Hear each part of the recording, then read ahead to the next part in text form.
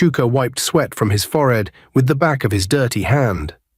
The sun in the small town of Nsuka was always hot, but today felt like it was burning extra. His torn, oil-stained shirt clung to his chest as he bent over the old Peugeot he had been working on since morning. His fingers were black with grease and his stomach growled. He hadn't eaten since yesterday, but he didn't care.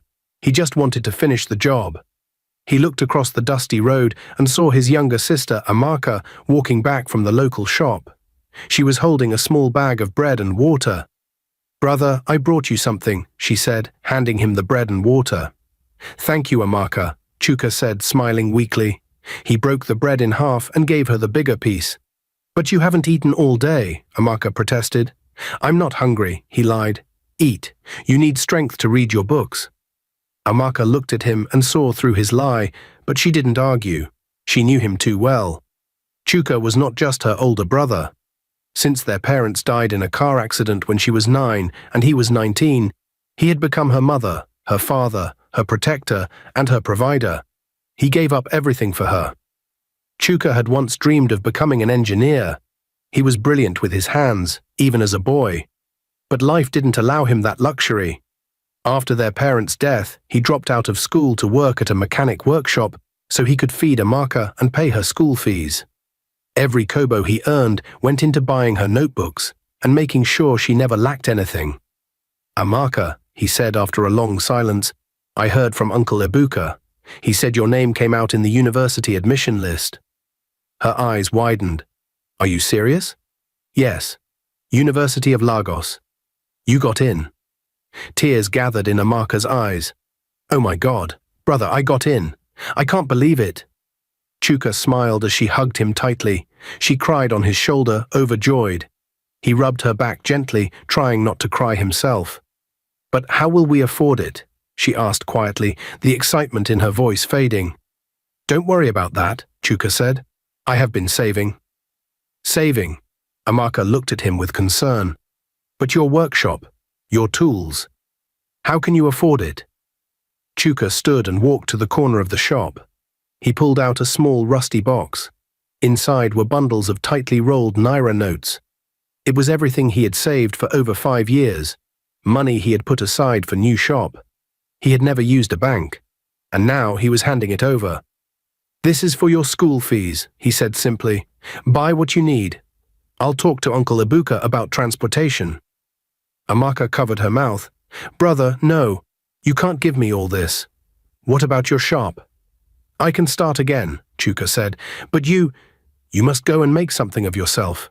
You're my only family. If you succeed, I succeed." Amaka broke into tears again. That night, as they ate their simple dinner of gari and groundnut, Amaka stared at her brother. His face was tired, his hands calloused, his body worn. Yet there was peace in his eyes. Chuka never complained. He never asked for anything. His life was built around her future. The next morning, they went to the market to buy what she needed for school: cheap clothes, notebooks, a small traveling bag, and a second-hand phone. Chuka bargained with every seller, squeezing out every last kobo. He borrowed money from his friend Uche to complete the list. 1 week later, they were at the bus park. Amaka wore her new dress and clutched her small bag. She was nervous and excited. Chuka stood beside her, quiet and proud. "Don't be afraid," he said. "Keep your head up. You are going there to learn, not to compete with anyone.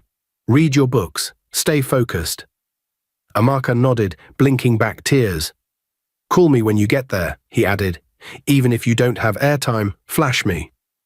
"I'll make you proud," she whispered. "You already have," he replied. She boarded the bus, and it pulled away slowly. Chuka waved until the bus disappeared down the road.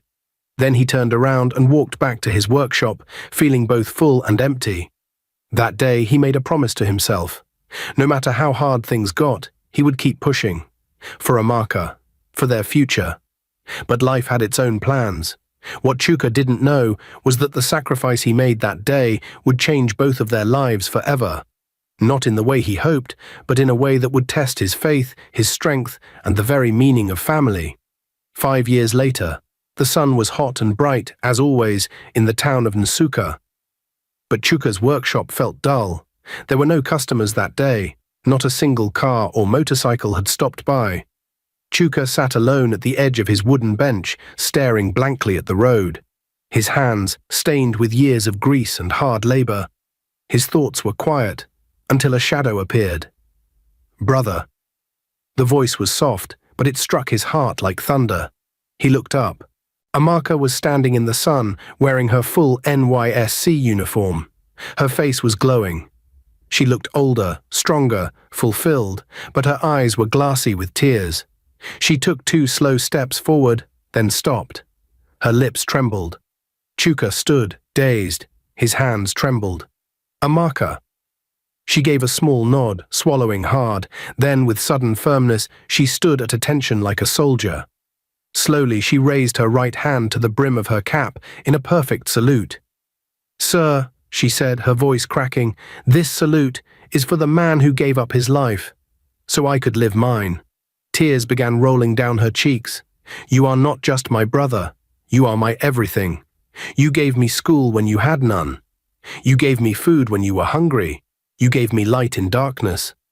Brother, you are my father, my mentor, my guardian angel." Chuka's lips parted, but no words came. He was frozen. Still saluting, Amaka cried harder. "They told us to show honor. Brother, you are my hero." That broke Chuka. He came closer, tears pouring down his dusty cheeks.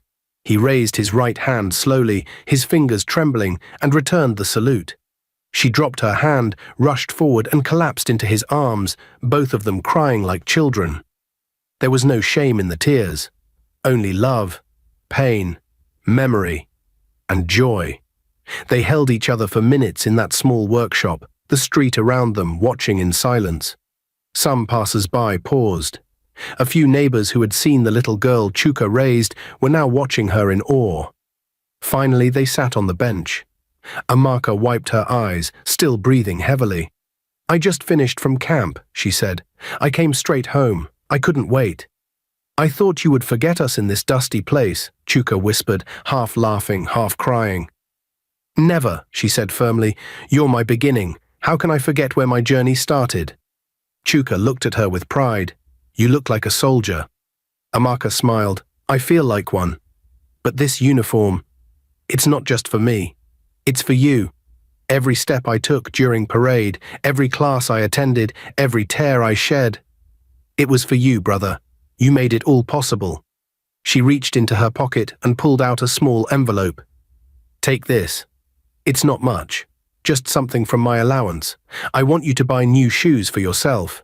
You've worn these ones for years." Chuka opened the envelope and saw crisp Naira notes inside. Not because of the money, but because of the gesture, his heart warmed. "Thank you," he said. Amaka looked around the tiny shop. "Still surviving." "By God's grace," Chuka replied. "Some days are good. Some days, like today, no customer." She held his hand tightly. "I have something to tell you." "I'm listening." "During my final year, I interned with Rivers Petroleum in Port Harcourt. They called me last week. After NYSC, they want me to return for a final interview. They said there's a position waiting for me." Chuka's heart jumped. "Are you serious?" Amaka nodded. "They were impressed with my results, first-class degree in petroleum engineering. They said very few female engineers graduate with that honor. They want me. The job comes with a house and an official car. Brother, your sacrifice is finally becoming something." Chuka smiled. His chest rose with pride. "You did it." "No, we did it," she replied. "You were the legs I stood on. But I want more for you now." She leaned closer. "Brother, I want to move you out of this place. When the job begins, I'll open a big mechanic workshop for you. One in a busy area, with new tools, signboards, customers waiting. No more sweating under the sun for little money. I want people to know your name. I want to see you shine like you made me shine." Chuka swallowed hard, his throat thick. "You are everything I prayed for. And you're the reason I'm not lost," she said. "You were my umbrella in the storm. I'll never leave you behind. I'll make you proud again." 2 months later, Chuka was no longer staying in his small wooden room in Nasuka. He was now living in the new house Amaka had moved into after she resumed her job in Port Harcourt. The house was quiet, beautiful, and well furnished. It had big curtains, a clean tiled floor, and a wide living room that smelled fresh. Chuka loved sitting in the living room each morning, watching the news, or sometimes just thinking about how far he had come. One Saturday evening, as he was watching TV, Amaka walked into the house with a tall, handsome man. She looked very excited and full of joy. Her smile was wide and her eyes were shining. "Brother," she called happily, "meet someone special." Chuka stood up quickly. "Good evening," he said politely, stretching out his hand. The man shook it. "Good evening, sir. My name is Charles." Amaka held Charles's arm tightly. "Brother, he proposed to me a few hours ago," she said. "I said yes." Chuka was surprised but smiled with joy.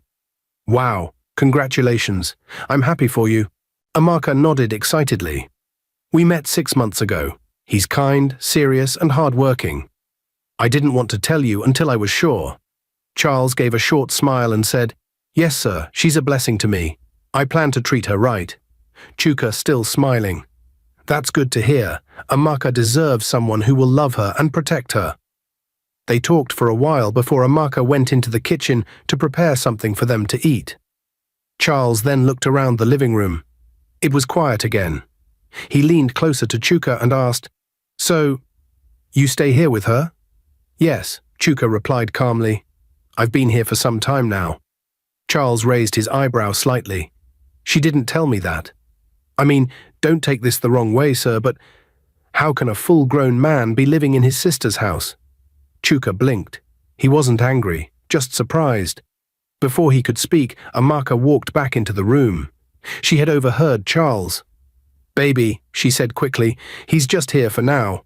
He's not going to stay forever. You know how much he helped me. I'm only helping him the little way I can until his shop is ready." Charles didn't reply. He just nodded slowly. Chuka noticed how Amaka's voice had changed. It was low now, almost like she was trying to explain or hide something. He also saw how Charles's eyes had gone cold for a few seconds before he smiled again. That night, Chuka went into his room and lay on his bed quietly. His heart was full, but not with joy this time. Something had changed. He could feel it. He wasn't angry with Amaka. She was building her life, and he was proud. But the words from Charles kept repeating in his head. How can a full-grown man be living in his sister's house? Chuka stared at the ceiling. Was he truly a burden now? The same house where he once felt welcome now felt different. And deep inside, he knew. Things would not remain the same again. A few weeks had passed since Charles came to visit. Chuka still lived in the guest room, quiet as always. He woke early each day, swept the compound, helped with repairs around the house, and stayed out of Amaka's way. He didn't ask for anything. He didn't disturb anyone. But things were not the same anymore. Amaka had changed. She no longer sat and laughed with him in the evenings. She didn't come home excited with office stories like before. Now, whenever she came home, she would go straight into her room and stay there for hours, mostly on the phone. Chuka could hear her soft voice through the door, talking and sometimes arguing. One evening, she came home late. Chuka was sitting alone in the living room. When she walked in, she didn't greet him warmly like before. She looked tired and her smile was small.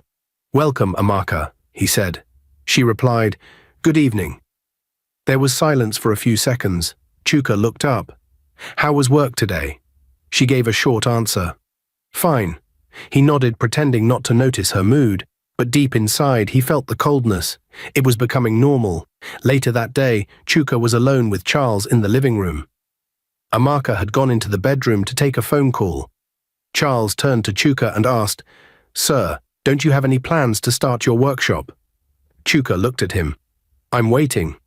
Amaka said she'll help me get a good place. I trust her." Charles leaned back on the chair. "Of course. But don't you think it's time you started thinking about getting your own place?" Chuka didn't say anything. Charles continued, "I mean, Amaka and I are getting married soon. We'll need our privacy. It's not normal to have another man, even if he's her brother, living here with us." The words hit Chuka hard, but he stayed calm. "I understand," he said quietly. Just then, Amaka came out of the room. "What are you two talking about?" Charles smiled. "Nothing serious, just man-to-man talk." Chuka stood up slowly. "I'll be in my room." That night, Chuka couldn't sleep. He turned from side to side on his bed. The same roof that once felt like a reward now felt like borrowed air. He thought about the past, how he sold his motorbike for her first school fee, how he worked through malaria to send her textbooks, how he went without food for days so she could eat in school. Now someone else had come into her life, and he was the one feeling like a stranger. A few days later, after work, Amaka came to his room and sat on the chair by the door. She looked serious. "Brother," she said softly, "I need to talk to you." Chuka sat up. "I'm listening." She looked down at her hands, avoiding his eyes. "Charles wants us to start preparing for marriage. And he feels it's best if you find your own place before the wedding." Chuka felt something break inside. He said nothing, just nodded slowly. "I'm not chasing you," Amaka added quickly. "I just want peace. You know how things work with marriage. I will still help you open your workshop. I'm just asking for understanding." Chuka looked at her for a long moment. "When do you want me to leave?" She looked down again. "In 2 weeks, if that's okay." "All right," he said. "I understand. Thank you, brother. I appreciate you." He didn't reply. When she left the room, Chuka sat down quietly. No tears came, just silence. It wasn't the words that hurt, it was who they came from, his sister, his pride, his everything. 2 days later, Chuka sold his shop since he was no longer in the same city. The money he got wasn't what the shop was worth. It was far less, but he didn't have a choice. He needed the money urgently to rent a small room and start a small business. Waiting for a better offer wasn't an option. That evening, he returned to Amaka's house and met her in the living room. "Sister," he said as he sat down, "I've sold the shop." Amaka looked up from her phone. "You did?" "Yes," Chuka said. "I plan to get a small room and start again, maybe selling engine oil or doing mobile repairs." She nodded. "That's good. I think that's wise." "There's something else," Chuka added. "I didn't put the money in the bank." She frowned a little. "Why not?" "You know I've never liked banks," he said. "Besides, I don't even have an account. The money is safe in my room." Amaka shook her head slowly. "Brother, that's not good. Things are different now. You have to stop hiding money in the house. Tomorrow morning, we're going to open a bank account for you." Chuka smiled. "Okay, my dear sister. Thank you. I'll go with you." That night, Amaka and Charles went out to a club. They dressed up and laughed as they drove out of the compound. Chuka laid down on his bed to sleep. He was tired but peaceful. At least he had something to start with. But in the middle of the night, everything changed. 3 men broke into the house. They moved quietly. They entered Chuka's room. "Where is the money?" one of them shouted. Chuka woke up, terrified. "Please, I don't have much." Before he could finish, one of the men grabbed his bag and tore it open. The cash spilled onto the floor. "No, please, that's all I have," Chuka begged, his hands shaking.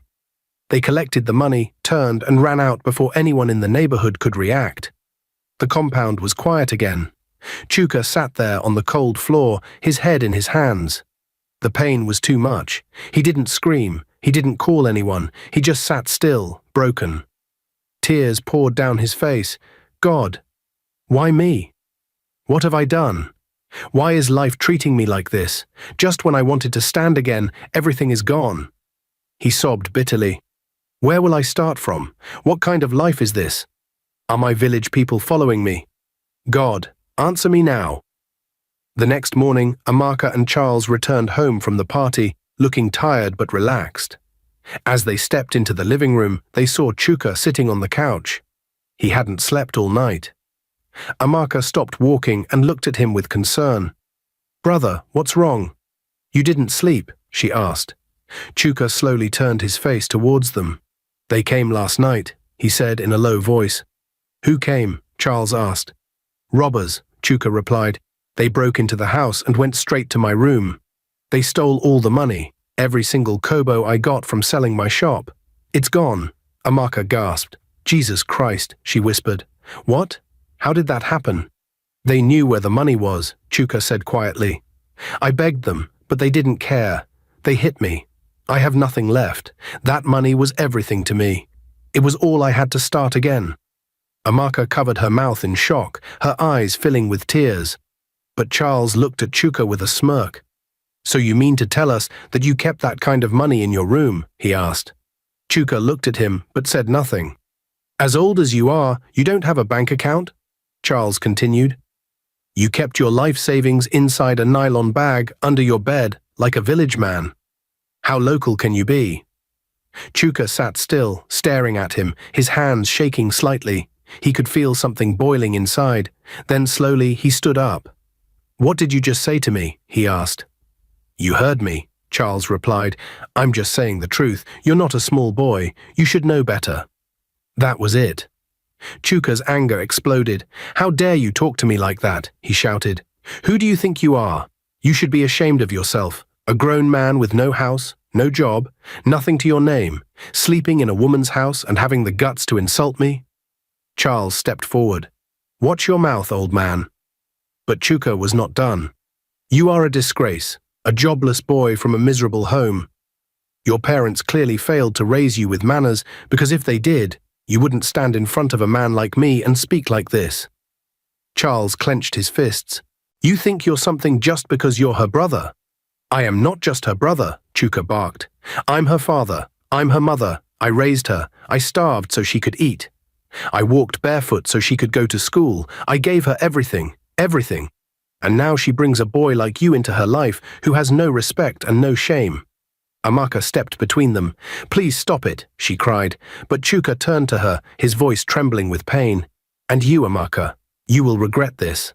After everything I did for you, after all the years I suffered for you, after the nights I slept in my workshop, the mornings I went hungry, the years I used my life to make yours better, you stood there and let this boy insult me in your house. My own sister. She didn't know what to say. I was your shield, Chuka continued, your protector, and now you stand with a stranger against your blood. This is the reward for my sacrifice. Brother, please, she began, but he raised his hand. Number, don't call me brother again. I've heard enough. I won't stay here another minute. He turned and walked into his room. He pulled out his small bag. He threw in 2 shirts, his slippers, and his phone charger. That was all he had left. You'll regret this, Amaka. One day you'll remember what you've done, he said as he zipped up the bag. He walked back to the living room. Charles was still standing there like a wall, unmoved. Chuka didn't look at him. He looked straight at the door. At the edge of the doorway, he paused. He turned back to Amaka one last time. His voice was soft but sharp like a knife. I hope he makes you happy, because I'm gone, and I'm not coming back. With that, he stepped out into the morning sun. He didn't know where he was going. He didn't know what would happen next. But one thing was certain. The pain inside him was deeper than any robbery. It was betrayal. And as he walked away with nothing but his bag and his broken heart, he knew this chapter of his life had closed. But he also knew something else. His story was not over. After Chuka left the house, silence filled the living room. Amaka stood by the door, tears still falling from her eyes. Her heart was heavy. She didn't expect things to end like that. She thought her brother would calm down. She thought she could fix it later, but now he was gone. And the last words he said kept ringing in her ears. You'll regret this. Suddenly, Charles turned sharply toward her. His face was no longer calm. His eyes were burning with anger. So this is it, he shouted. You just stood there and watched your brother insult me in your own house. Do you want me to end this relationship? Is that what you want? Amaka looked up, shocked. What are you saying? You're foolish, Charles snapped. You didn't even defend me. You just stood there like a statue while that mechanic ran his mouth. How can you be so blind, Amaka? Amaka's lips trembled. But he's my brother. So, Charles cut in, that's your excuse? A jobless, miserable old man who has nothing to his name. You should be ashamed of yourself for even letting him live in this house in the first place. What kind of woman brings her bush brother to stay with her when she's planning to marry? Please stop, she whispered. No, I won't stop, Charles barked. "You're lucky I didn't walk away today. If you ever allow someone to speak to me like that again, we are finished. I swear, Amaka, you're playing with fire." Amaka backed away, tears running down her cheeks. Charles didn't stop. "You said you loved me, right? But you can't even stand by me when I'm insulted. You don't respect me. That's the truth. If you respected me, you would have shut him up right there in the living room. But no. You stood there silent, because you're still under your brother's control. What kind of woman are you?" Amaka turned her face away, feeling broken. "He raised me," she said softly. "I owe him." "You owe me now," Charles said coldly. "I'm the man in your life. I'm the one you're going to marry. Or have you forgotten?" Amaka wiped her tears. "I didn't forget." "Then act like it," he snapped. "You better choose wisely. I won't share space with someone who brings shame to my name." "You embarrassed me, Amaka, in front of that old man. You made me look weak. And you expect me to be okay with that? No way." "Enough," Amaka screamed, her voice louder than thunder, her face suddenly fierce and full of fire. Charles froze. "Say one more word about my brother and I swear to God, it will be the last word you say in this house. Don't you ever in your miserable life insult my brother again." Charles opened his mouth, but nothing came out. "Who do you think you are?" Amaka shouted. "You? A jobless man living under my roof. A man who can't afford to pay for his own drinks at the club unless I swipe my card. You walk around this house like a king, but you're not even a man. And you dare insult the person who gave me life, the man who raised me when I had no one? You insult Chuka? You insult your helper's helper. You're mad, Charles, completely mad." Charles tried to speak, but Amaka shit him up. "You think you're doing me a favor by staying here? You think I'm begging you to be with me? You're not even worth my time. You must be dreaming. If anybody is leaving this relationship, it's not you, it's me. I will walk away and you will beg to even say my name again." Charles stepped back, shocked. He had never seen her like this before. Amaka's face was shaking with rage. "You've been running your mouth because you're staying in a house you didn't build, sleeping in a bed you didn't buy, eating food you didn't pay for. And yet you insult a man who did more in poverty than you can do with comfort. Nonsense. You're lucky I'm even still standing here. If not for God, I would have thrown you out myself. Charles, let me warn you, don't ever open your mouth again to speak about my brother. The next time you do, I won't shout, I'll act." Charles stood like a statue, mouth open, completely silenced. He didn't expect that outburst. His pride collapsed. He had lost control. He realized he had pushed too far. And like a switch, he changed. He touched her arm gently. "Baby," he said softly, "I'm sorry. I was just angry. I didn't mean to shout. I love you. You know that." Amaka looked at him with tired eyes. "You were so harsh." "I know, baby," he said, now using a soft voice. "I just felt hurt. I was disrespected, and I didn't know how to handle it. I reacted out of pain, not pride. Please forgive me. I didn't mean those things." He moved closer, cupped her face gently. "You're the best thing that ever happened to me. You're my queen, Amaka, my sweet honey. Don't let this small matter ruin us. We've come too far." Amaka looked at him, confused, emotional, torn between her love and her guilt. "But my brother—" "He's gone," Charles said quickly. "Let him go. He made his choice. This is your life now, our life. Don't look back. I'll make it up to you," he whispered. "Just don't leave me." And in that moment, even though she didn't respond, even though her heart was full of pain, Amaka, just like before, allowed herself to be calmed by sweet words from a sweet-talking man who had nothing to offer but empty apologies. All the warning signs. She pushed them aside, because Charles knew exactly what to say. He knew how to twist her heart with sweet words. Meanwhile, Chuka had made up his mind. He said he would not stay in the same city with his sister again. He wanted to leave everything behind. The betrayal, the shame, the pain.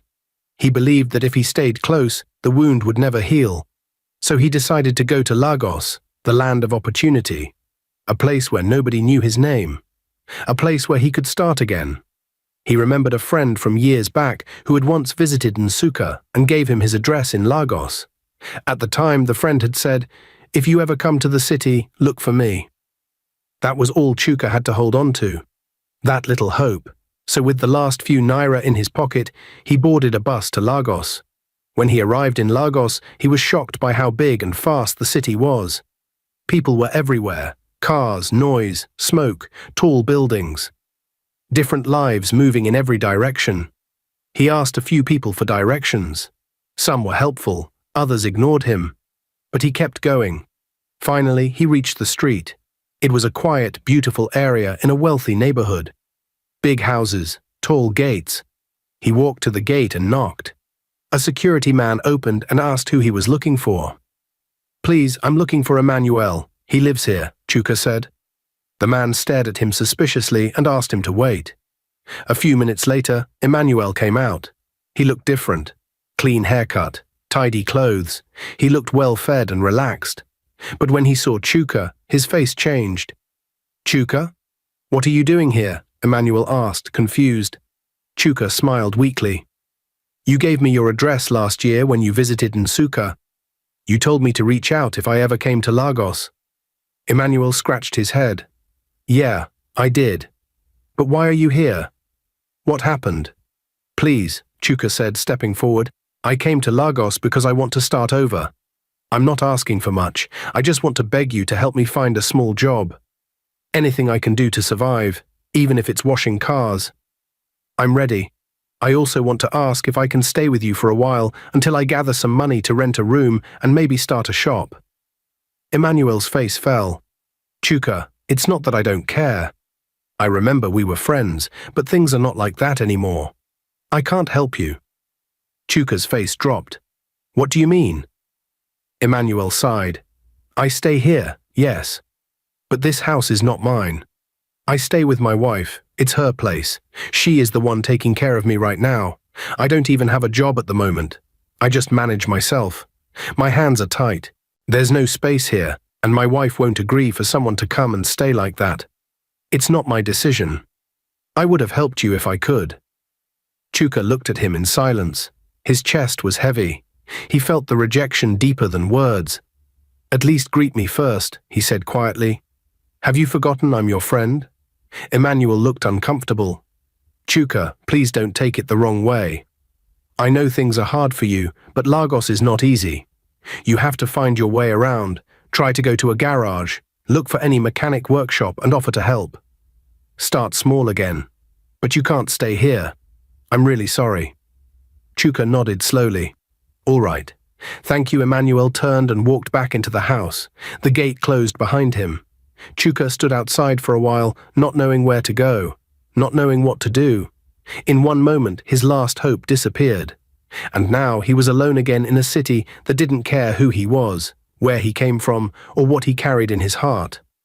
He turned and walked back into the noisy road, blending into the crowd of strangers. He had no house, no food, no bed, no one. But still, he kept walking. That night, Chuka slept under a bridge. He had nowhere else to go, no friend, no money, no phone battery. The little bag he carried was now his pillow. The noise from the road above his head never stopped. Honking, shouting, engines, footsteps, everything echoed through the cold night. He curled into himself like a child, using his worn-out shirt to cover his body. It was cold. Mosquitoes bit him all over, and the smell of dirt and smoke filled the air. But he had no choice. He couldn't cry. His tears had dried long ago. The pain had become a part of him. Every time he closed his eyes, he saw his sister's face. He heard Charles's voice. He remembered the slap of betrayal, the robbery, the shame. And now, even the only friend he had in the city had turned his back on him. He kept asking God one question over and over in his heart. Why?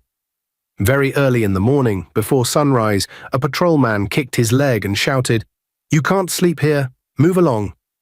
Chuka stood up weakly, picked up his bag, and walked away slowly. His entire body ached, but his spirit ached more. As he walked through the busy streets of Lagos, he noticed the sharp contrast between his life and those of the people around him. Shops were opening, street sweepers were cleaning the roads, students were heading to school, workers were rushing to bus stops, everyone seemed to have somewhere to go, But Chuka had no direction. He walked for hours under the sun, looking for a place to sit. His stomach was empty, his throat dry, his head felt heavy. He had not eaten anything since the small loaf of bread he bought on the bus ride to Lagos. By afternoon, he found a small shade beside a car park and sat down, breathing slowly, watching cars pass. He began to question his decision to come to Lagos.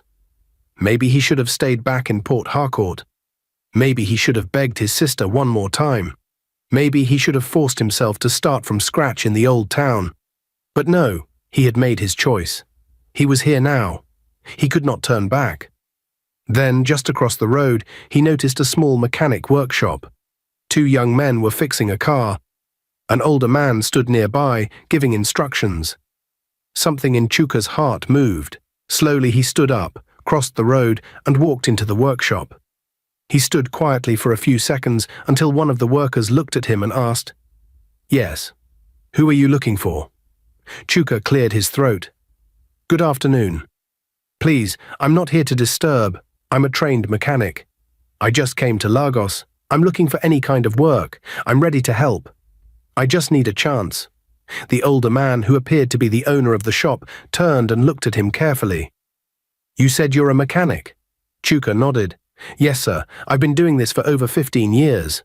"Where are your tools?" the man asked. "I don't have any," Chuka replied honestly. "I lost everything. I only have myself." The man came closer and asked, "Where do you live?" "Nowhere, sir. I slept under the bridge last night." The man paused for a moment. He looked at Chuka again. "What's your name?" "Chuka." "Do you know how to fix an engine?" "Yes, sir." "Can you handle gear problems?" "Yes." "Can you carry out alignment checks?" "Yes, sir." "Can you work from early morning till evening without complaints?" "Yes, sir. I'm ready to work hard." The man nodded slowly. "All right," he said. "You can start today. No payment for now, but if you prove yourself, I'll find something for you." Chuka smiled weakly and nodded. "Thank you, sir. I'm very grateful. We start by 6:30 a.m. every morning. Don't be late." "I'll be here," Chuka promised. Before he walked away, the man added, "You can sleep on that wooden bench near the generator room if you have nowhere to go." Chuka looked at the bench. "Thank you," he said again. That night, he laid down on the bench and rested his head on his bag. He stared up at the sky, watching the stars through the spaces in the roof. Back in Port Harcourt, Amaka sat in the living room. She had just finished a call with her loan officer and was filled with excitement. After months of saving from her salary and working overtime, her request for a loan had been approved.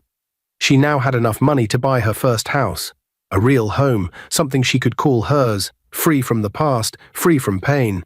She had dreamed of this moment for years, and now it was real. Charles walked into the living room, stretching and yawning. He had just woken up. Amarka looked up and smiled faintly. "Charles, I have good news," she said. "I'm about to buy a new house. I've saved enough, and the company just approved my loan. I want to move forward with my life." Instead of celebrating with her, Charles frowned. "You're buying a house?" he asked. "Yes," Amaka replied. "It's a smart investment, and I want something I can truly call mine." Charles was clearly irritated. "But I told you I needed 40 million naira for my business, and you said you didn't have money. You said you loved me. If you love me, why won't you help me? What is house compared to helping your future husband build something big?" Amaka's smile disappeared. "So let me get this straight. You're angry because I want to buy a house with my own money." Charles didn't blink. "Yes, I'm angry. Because you are thinking about yourself instead of us. What is house? If you give me the money to start my business, we can build more than a house. Once we marry, it's simple. Everything becomes ours." Amaka laughed, but it wasn't a happy laugh. It was the kind that came from pain and disappointment. "So if I don't give you money, we can't get married?" she asked. "That's what this is about? Money?" Charles shrugged. "It's not like that. It's just, it would show that you believe in me, that you support me." Amaka shook her head slowly. Her heart was breaking, but her eyes were sharp and clear. "You know what? I don't care about this relationship anymore," she said, her voice rising. "You're living in my house. You eat my food. You sleep on my bed. You pay no rent. You do nothing. And now you're standing here demanding money from me like I owe you." Charles tried to speak, but she raised her hand. "Number, let me finish. You should be ashamed of yourself. A man with no job, no business plan, nothing to show for himself. All you know is how to talk big and dream loud. I should have listened to my brother. He warned me. He saw through you from the start." Charles stepped closer. "Don't bring your brother into this." "I will bring him in," Amaka shouted, "because he was right. You're a manipulator, a narcissist. You make everything about yourself. You use sweet words to confuse me. You make me feel guilty for saying no. You don't love me. You just love what I can do for you." Charles's face tightened. "That's not true. I love you." "Stop lying," she snapped. "If this relationship is no longer on your mind, just say it and get out. Leave my house. I'm tired of pretending. I'm tired of carrying a grown man who acts like a child." Charles softened his voice. "Baby, please, don't say that. You're just upset. I didn't mean to sound harsh. I was just talking out of frustration. You know I've been under pressure. I love you, Amarka. I really do." But this time, Amaka was no longer listening. The same sweet words she once fell for now sounded like poison. She crossed her arms and stared at him coldly. "I said what I said. If you want to leave, the door is open. If you want to stay, then know your place. Don't ever raise your voice at me again over my money. Don't ever talk about my brother again. And don't you dare try to guilt me into giving you anything." Charles stood silently. He could see that she meant every word. For the first time, he realized that he had lost control. Amaka had changed. She was no longer the soft-hearted girl who melted under his voice. She had become a woman who knew her worth. And Charles, he was just a boy pretending to be a man. Meanwhile, Chuka had now been working at the small mechanic workshop in Lagos for nearly 3 months. Every day he arrived before dawn and was the last to leave. One hot afternoon in Lagos, Chuka sat alone in the workshop. The others had gone out to buy parts. He was the only one around. A shiny black SUV pulled into the compound. The driver rolled down the window and asked, "Is your boss around?" Chuka stood and walked over. "No, sir, he stepped out, but I'm also a mechanic. What's the issue?" The man stepped out of the car, well-dressed and confident. "I think the fuel pump is bad," he said. "The car has been shaking all morning." Chuka nodded. "Let me check it for you, sir." He lifted the bonnet, asked a few questions, tested the engine, and confirmed it was a minor fuel pump fault. "I can fix it now," Chuka said. "It won't take long." "All right," the man said. "Please do." Chuka got to work immediately. After about 45 minutes, the engine came back to life. Smooth, strong, perfect. Just after 5 p.m., the man walked in. "Good evening," he said. "Is the SUV ready?" "Yes, sir," Chuka replied with a nod. "Everything is working fine now. You can test it." "Thank you," the man said. He walked straight to the car, opened the driver's door, sat down, and started the engine. The sound was smooth, just like new. He smiled, pleased. "You really know your work," he said. Chuka smiled faintly. "Thank you, sir. I always do my best." But just as he was about to close the door and reverse the car, something clicked in his memory. His eyes widened. He froze. Slowly he turned off the engine, got out of the car, and walked to the back door. He opened it, bent down, and reached under the back seat. His heart pounded. His hands touched something, the bag. He pulled it out quickly. It was a large brown leather bag. His fingers trembled as he unzipped it. He looked inside. The cash was still there. He checked carefully, unzipping the inner pocket. It was all there. He froze. He looked up and stared at Chuka, who stood silently by the side of the workshop. The man zipped the bag halfway, still in shock. He took a deep breath. Then he stepped forward, his eyes never leaving Chuka. "This bag," he said slowly, "contains over 20 million naira." He held it up. "I left it in this car 2 days ago. I completely forgot. I only remembered just now." Chuka stood still, his face calm and steady. "You're the only one here today?" the man asked again, though he already knew the answer. "Yes, sir," Chuka said. "I've been here alone all day. I didn't open the back seat. I only worked on the engine." The man looked down at the bag in his hand again, then back at Chuka. His voice lowered. You didn't touch it?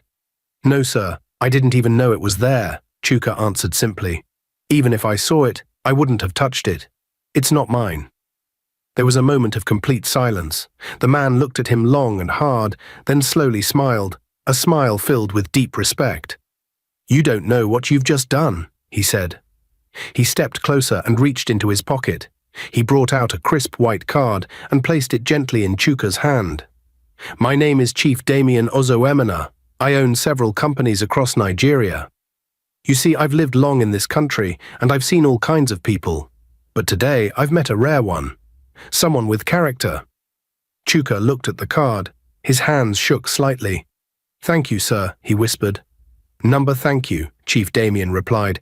This city is full of people who would sell their soul for far less. But you didn't. Come to my house tomorrow by 4 p.m. The address is there. Let's talk about your future. Then he walked back to the SUV, entered it slowly, and drove off. Chuka stood alone, holding the card tightly. He didn't jump. He didn't shout. He just raised his head to the sky and said softly, God, you see me. Because for the first time in a long time, someone else had seen him too. Not as a poor mechanic, not as a failure, but as a man with honor. A man with a name that still meant something. And that's where we end part 1 of this powerful story. But now the big question is, what happens next? Will Chuka go to Chief Damien's mansion as invited? Will something unexpected happen to him on the way? Or could Chief Damien have a hidden agenda? Could he be a ritualist, or is this truly the breakthrough Chuka has waited for all his life? What do you think? Drop your thoughts in the comments. Let's hear your predictions. Stay tuned for part 2. It's going to be emotional, intense, and full of surprises. You don't want to miss it. Thanks for watching and stay blessed.